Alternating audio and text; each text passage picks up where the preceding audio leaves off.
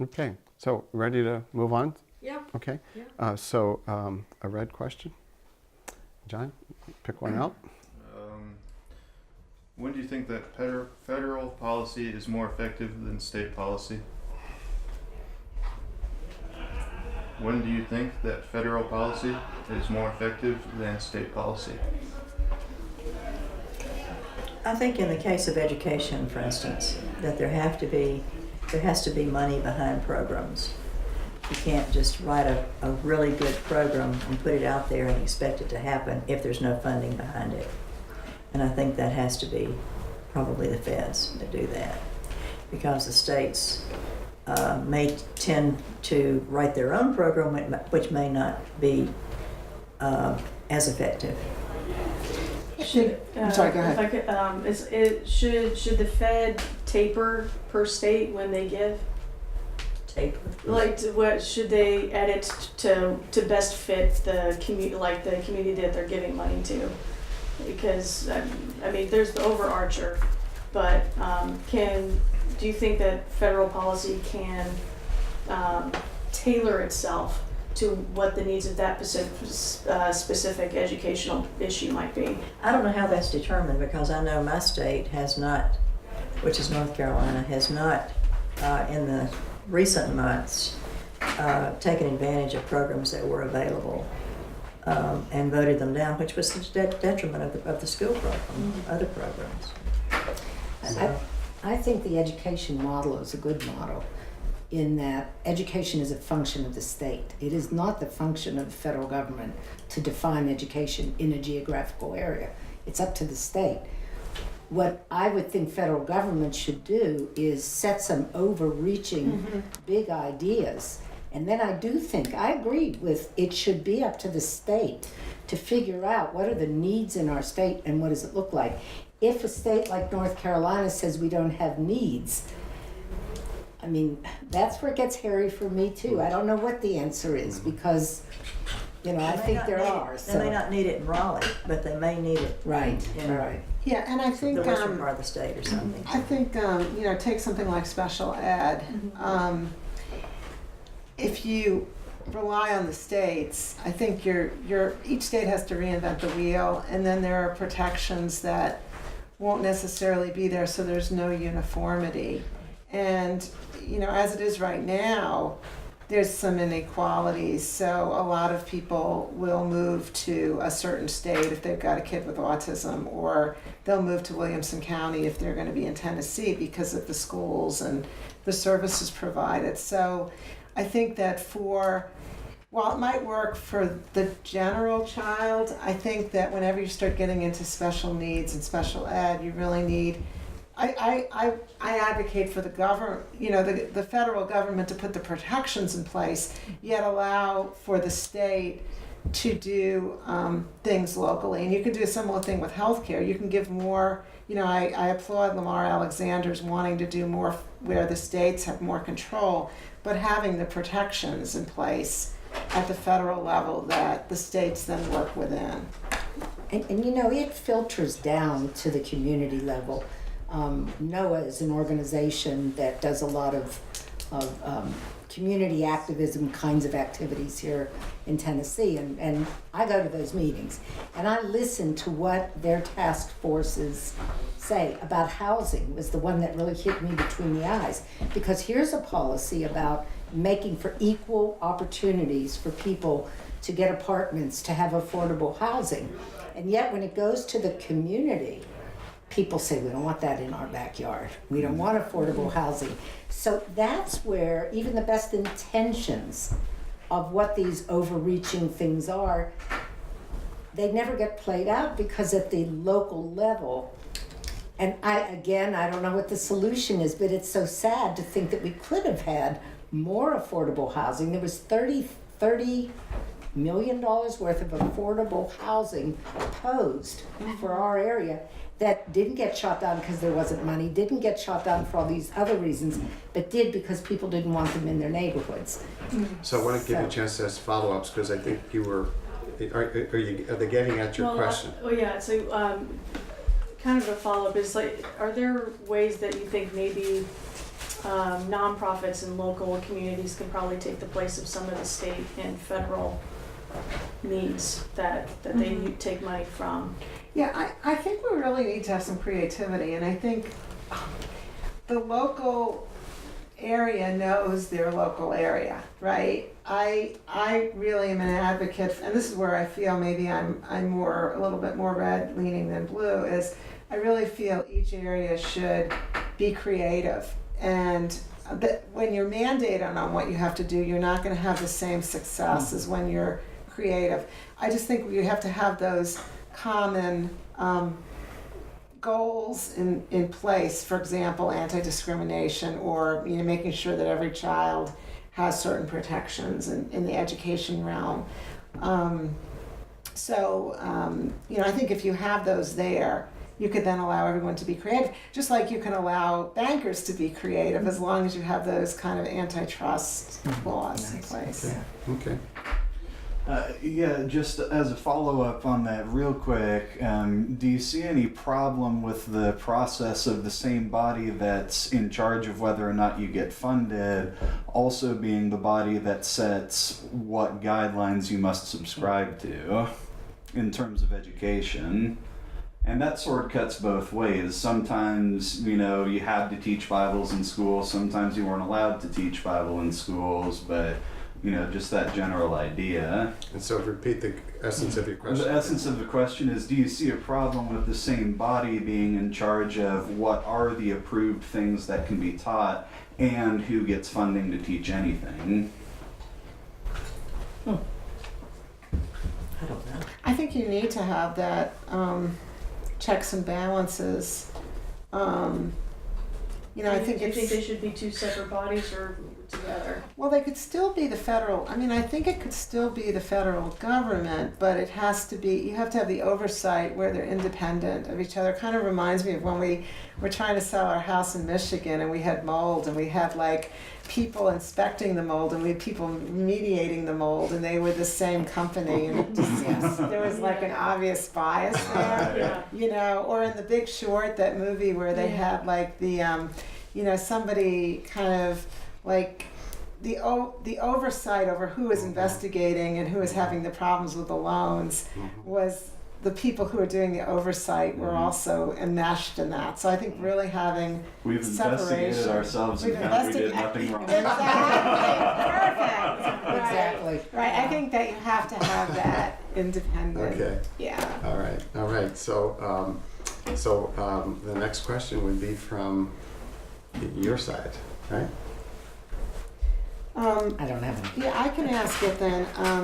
What, if any, are the policy areas in which the federal government should intervene, as it did in the civil rights era in the South? And one more time. What, if any, are the policy areas in which the federal government should intervene, as it did in the civil rights era in the South? Well, I'm a bit of a purist when it comes to this point. I believe that the only thing the federal government does well is in terms of defending the nation from external threats, from standardizing measurements across state lines so that a pound in North Carolina is the same weight as a pound in South Carolina. And there's certain things that the federal government does well, but there are many things that the federal government does not do well, but is being forced to do anyway because the local municipalities or other spheres of influence have been dropping the ball.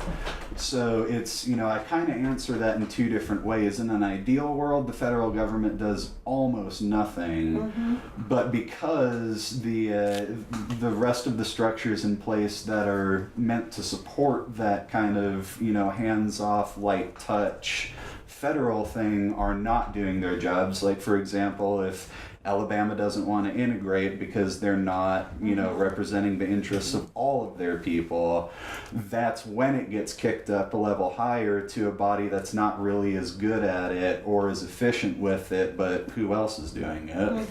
Okay. So others.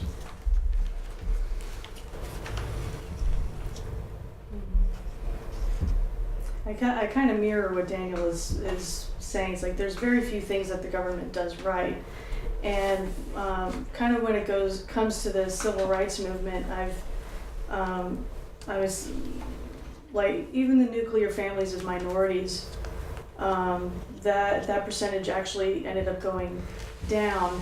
An African American child had a better chance of being grown up in a nuclear family before the civil rights than now. I think it was let's see. I'm trying to remember exactly. What are you looking for? Yeah, it's like I'm trying to remember the actual like The change. data. Yeah. Okay. Yeah. Yeah. But your main point though But is the main point is that some of the federal policies, I think, exacerbated some of those problems instead of solving them, even though they were very well intentioned. I think it ended up where single parenthood in minorities before the civil rights was only about 23%. Now it's 74% in minority areas, and I don't see how some of the civil rights policies helped that. Seeing that disparity only grow since then, I think, was hurtful to that community. But it's like only, like, again, kind of going back to what we had said earlier today. If there's a division that's kind of growing in a community and that division needs to be neutralized, similar to segregation, a policy should neutralize that division instead of exacerbate it. Similar to what you said about integration. Thank you. You want to get in on this one, John? Okay. Above my pay grade, if I'm being honest. Say again. Above my pay grade, if I'm being honest. Okay. Yeah. Okay. Any follow-ups? Well, do you think there might be any other reasons why the nuclear family and the African American population might be less successful now than it was before civil rights, like any other environmental causes or? I mean, there's been so many civil liberties that have put a lot of things in their favor, but I don't see a graduation of more nuclear families or stable living environments grow. But it's like, and their freedoms have only gotten better, and I don't know where some of the federal policies have helped it per se.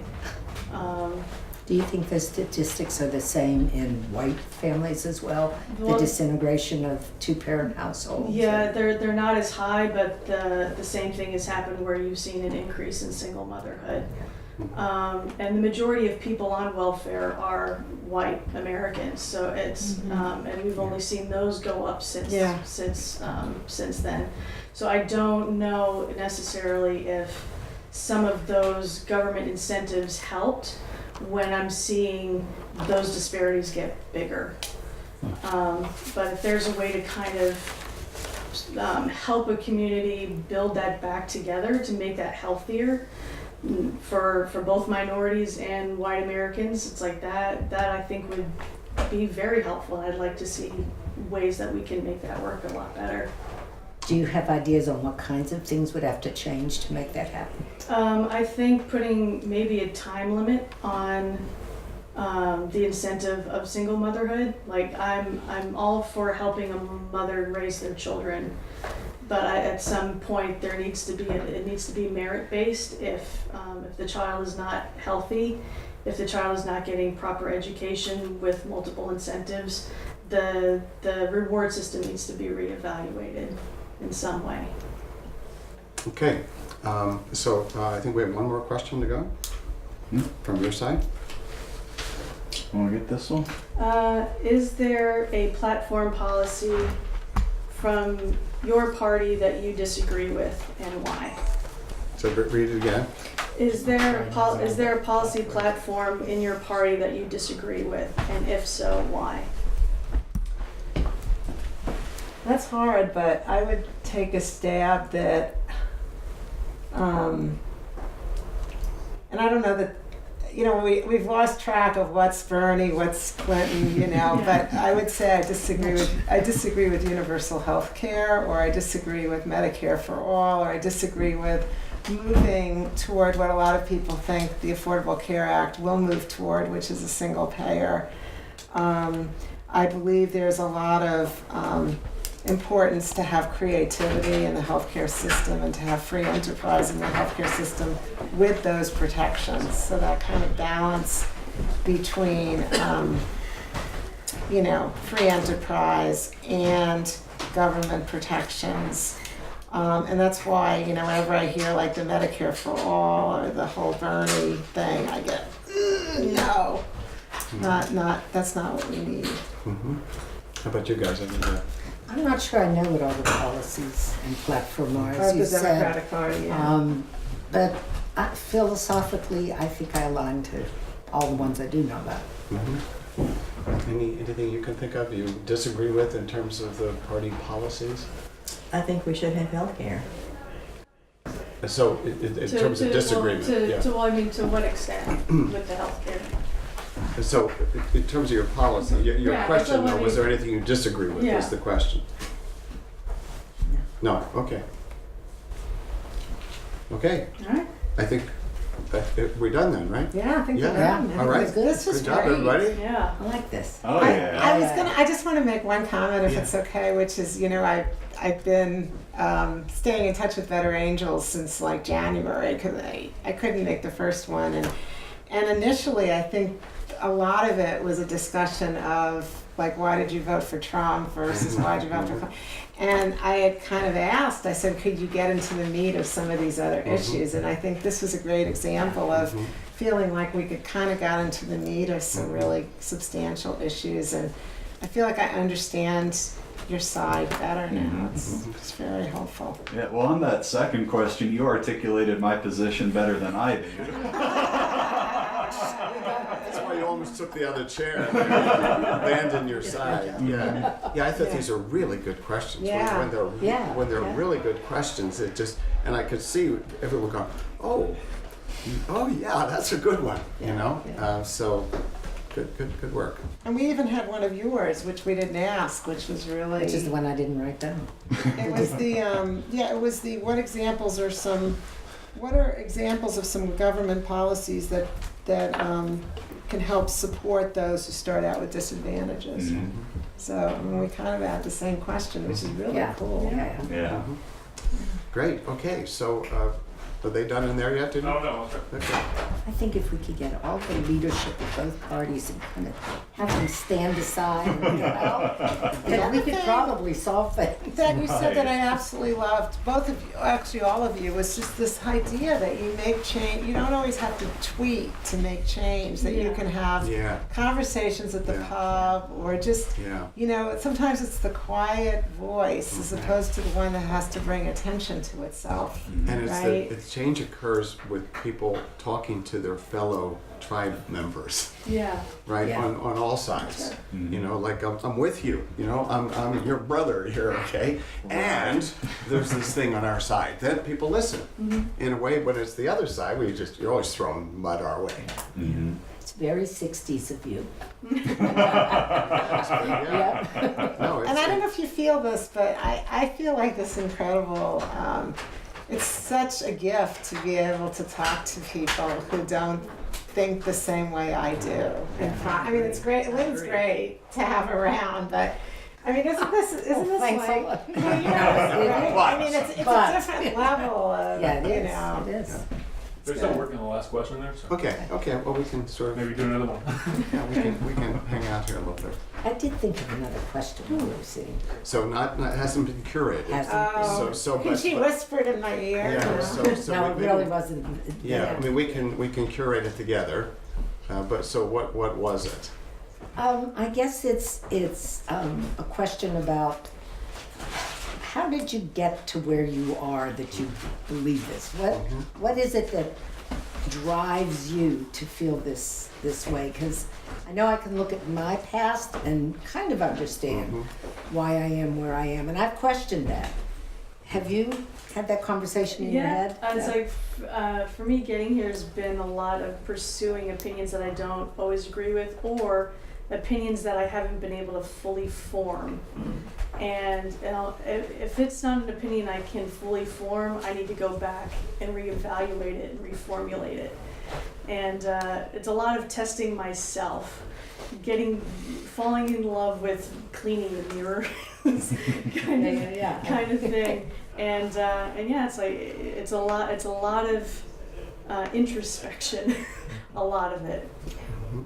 Yeah, how did you get there? Yeah, I mean that's the same thing. I just kind of came out wanting to know the truth and figure out what's a good thing to do and then how do we go about getting that thing. So I've had a whole lot of influences. I've lived all over the place.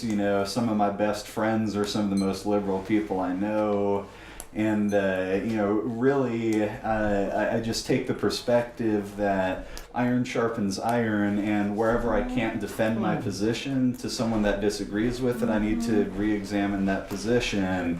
And in the same way, in good faith, I try to offer the strongest possible argument from my side to other people so that they too can be improved by that. Okay, bonus question was a good one. I don't